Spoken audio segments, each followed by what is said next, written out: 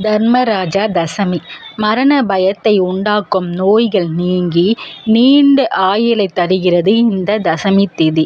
பங்குனி மாத அமாவாசைக்கு அடுத்து வரும் இந்த தசமி திதியானது யமதர்மராஜா தசமி எனவும் தர்மராஜா தசமி எனவும் அழைக்கப்படுகிறது.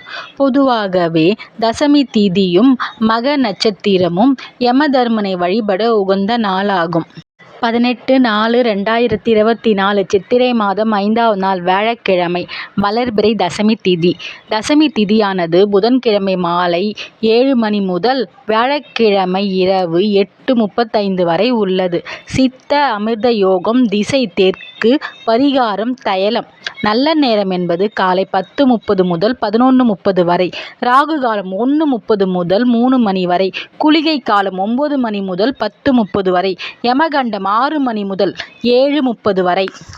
பங்குனி மாத அமாவாசைக்கு அடுத்து வரும் வளர்பிறை தசமி திதியில் யமதர்மராஜனை வழிபட்டால் மரண பயத்தை ஏற்படுத்தும் நோய்கள் நீங்கி நீண்ட ஆயுள் பெறலாம்.